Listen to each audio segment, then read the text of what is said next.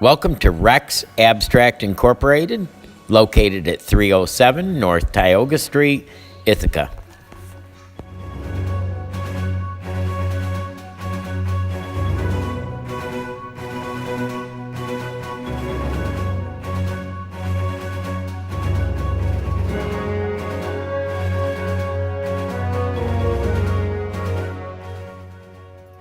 Hey guys, Mike Lanning. I'm in Ithaca today, and it's my pleasure to be at Rex Abstract Incorporated, and I'm here to interview the owner, Karen Lanning. Hi, Karen. Hi, Mike. So, full disclosure, like I had a video the other day of a cousin. Actually, you'll notice Mike Lanning, Karen Lanning, we're related. Karen is the wife of my first cousin. So what would that make us, Karen? Second cousins?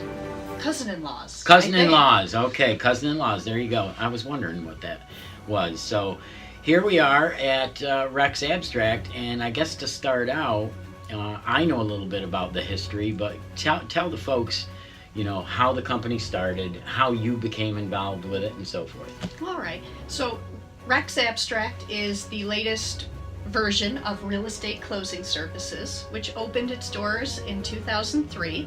It was the brainstorm of local attorneys, real estate agents, and a mortgage banker who all came together and thought, let's open an abstract and title search company that is going to be responsive to all of our needs. Because all of us, real estate agents, abstract and title people, surveyors, real estate attorneys, we all get paid at the same time, and that's when a deal closes. That's right. And in the meantime, there's no income. So it made good sense to all involved to have an abstract and title company that was controlled by local real estate people, local mortgage professionals, and local real estate attorneys. So really what you're saying is that because that is a big piece of the process and the puzzle, it just makes sense. Yes, the less hands that are involved, and the more contiguous you can make the whole process, the better it is for all involved. And probably to expedite Absolutely. deals quicker. Yeah. That was a big part of the goal, yes. Right. So that was 2003. It was managed, real estate closing services was managed for a couple years by seasoned title search experts, one of whom has since worked for me for a short time, which was delightful. Those two ladies moved on in 2005 and 2006 into other fields. Quite a while ago then. Quite a while ago, yeah.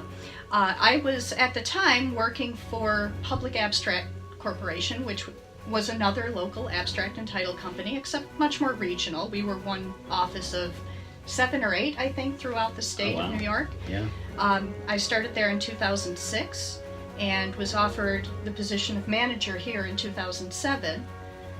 Worked for about 2 years, and then had the wonderful opportunity of buying out the former owners, at that time, real estate attorney and mortgage banker, and running the business completely by myself with the help of my husband and silent partner. Nice. So it's been a good move. It's been a great move. That's yes. good. Yeah, you seem interested in it, and in fact, I'm being new in real estate, really interested in learning a lot from you today. So, and I already have prior to going on camera, so I appreciate it. So this place is how many people here?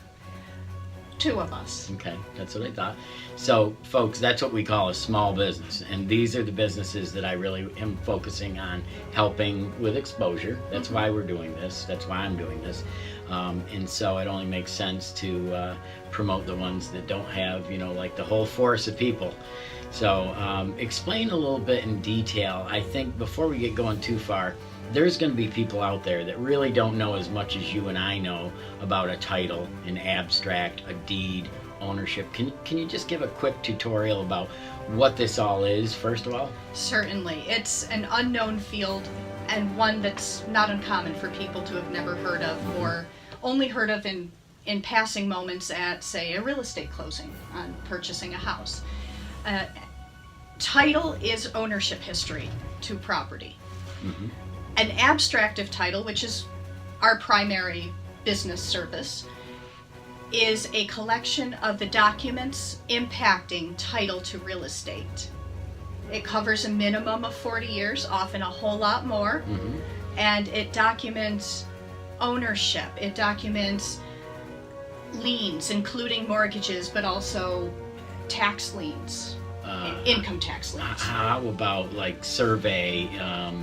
There's different, people have different encroachments and so forth, or right-of-ways, and that's all in there, right? Yep.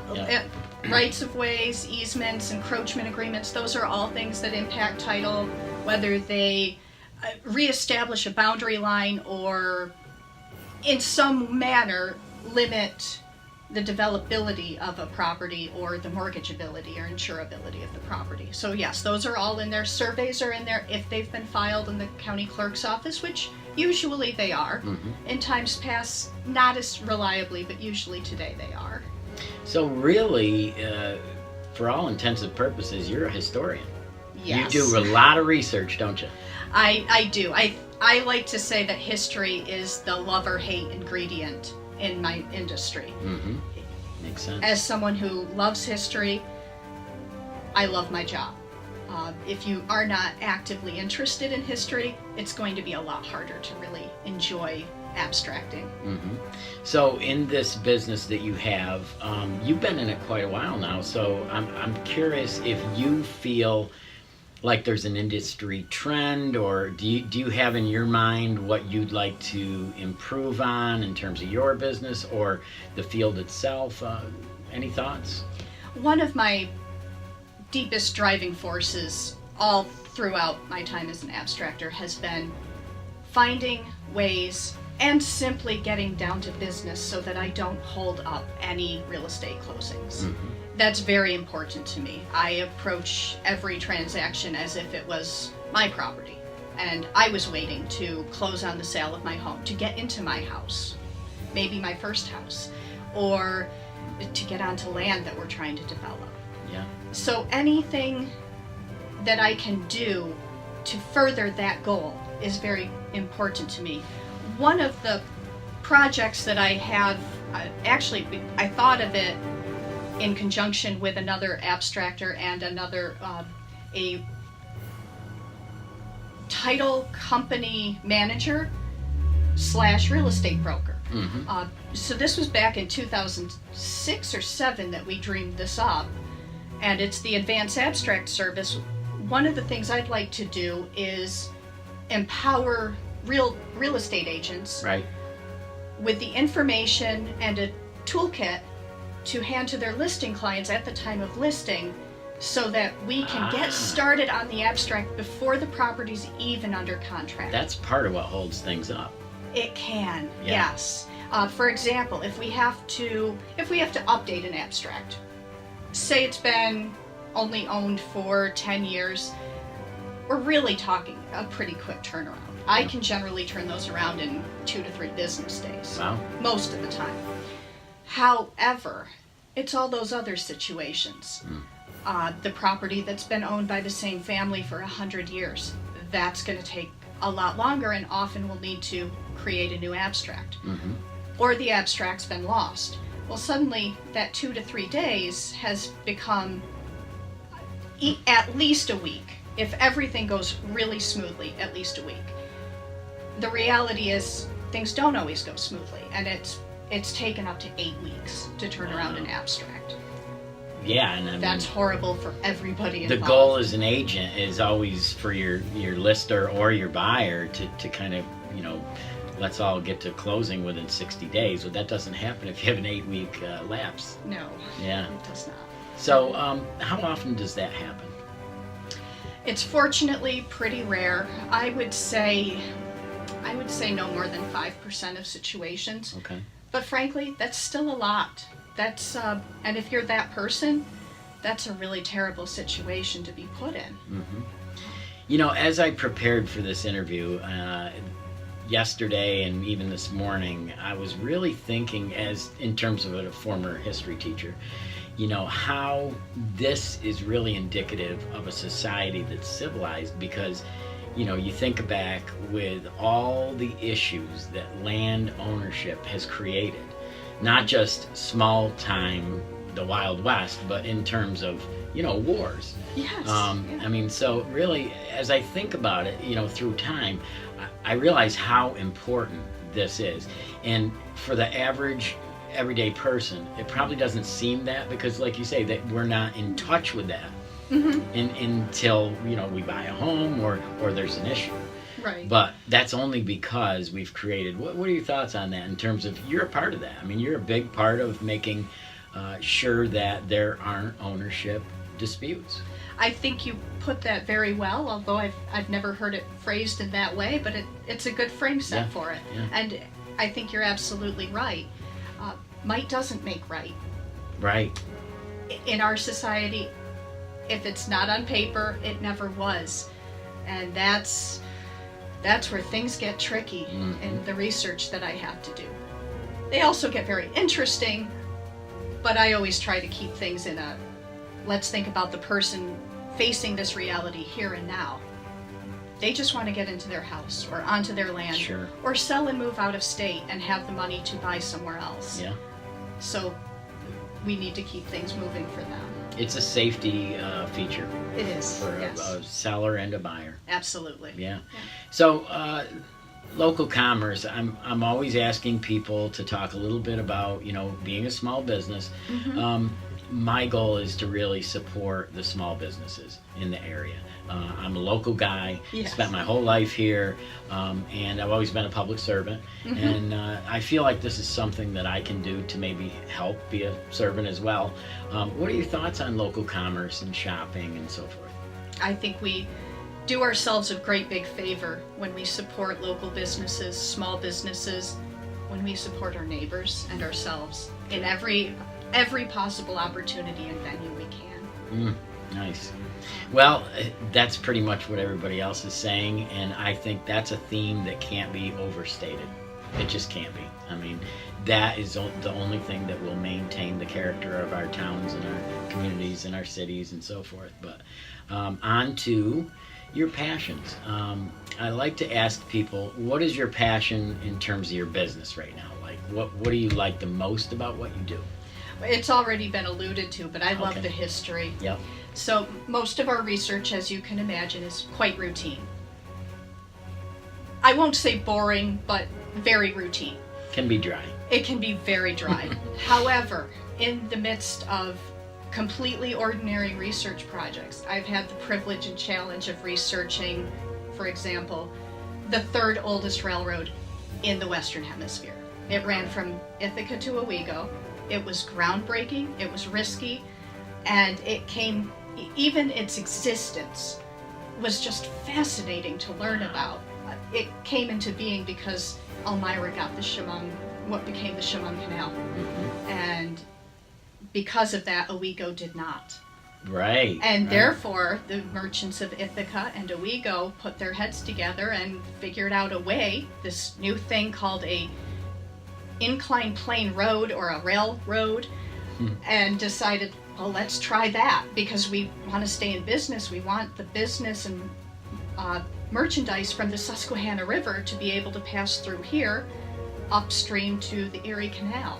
Wow. And so they tried this brand new thing. It was horse-drawn carts. On a rail? On a wooden railroad. Wow. Yeah. So how many of you out there know that? I as a local historian, I've never heard that. So you and I have to talk more about that. That's phenomenally interesting to me. So, and I'm sure other people too. So those are the things that really get you going in terms of your passion of what you do, because you're learning. There really is always something new in this field.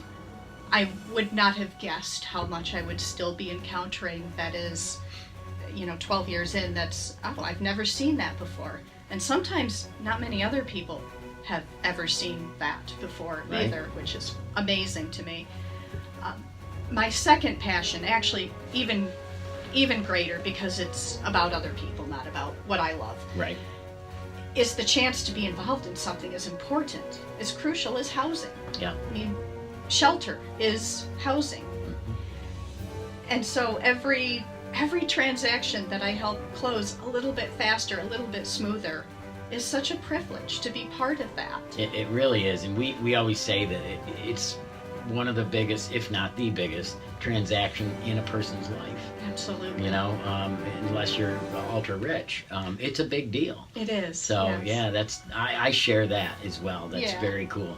Yeah. Let's talk a little bit about you and your passions in life. I mean, obviously this is just one part of who you are and what you do. That's right. What are your other passions? My family is my passion. I knew that. Yeah, I have 4 children, ages 5 to 14. So we're just getting into the teen years, and yet still have a kindergartner. Fantastic kids. Yes, They are.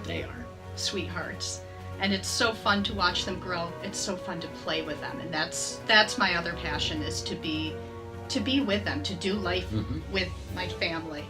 We enjoy all sorts of activities outdoors: kayaking, canoeing, hiking, biking, camping, Yep. and also cooking.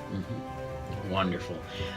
You know, I really think that in terms of, you know, balance, that's so important. And you seem to me, you always have, like one of those people that you have a good balance. Like, you're serious about your job, but you're also very serious about your family, and that's a priority.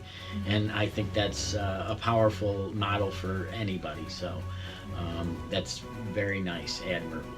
So anything that we haven't talked about that you'd like people out there to know about abstracting and title searches and what you do and how you can maybe be of service to them? Certainly. I'm always glad to talk to people. One of the nuances of the title and abstract industry is we don't often get to speak to or meet the end users of our services, the property owners, the borrowers of their mortgaging their dreams. If you have any questions, I am always a phone call away, and glad to hear from any homeowner, any real estate agent, Sure. any real estate attorney, Yeah. new or seasoned. Yeah. Well, I know that you and I will be working together. Excellent. There's no doubt about that. How about giving them your contact info? Absolutely. So we're Rex Abstract, RECS Abstract. We're at 307 North Tioga Street in Ithaca, New York. We're on the web also at www.recsabstract.com. And I can be reached anytime at office@rexabstract.com or at 607-277-8855. Thanks so much, Karen. And don't forget, I'm Mike Lanning. I'm a local realtor. I'm going around the Twin Tiers and the Southern Tier and trying to promote small businesses. Also trying to work on getting people to know that I'm in real estate. This is part of my branding exercise. So I appreciate all of your viewing these videos. And if you know anyone that's looking to buy or sell real estate, please give me a call at 607-351-2070. Karen, thanks so much. Thank you, Mike. Not just an employee, but one of my favorite cousins, Katie Lanning.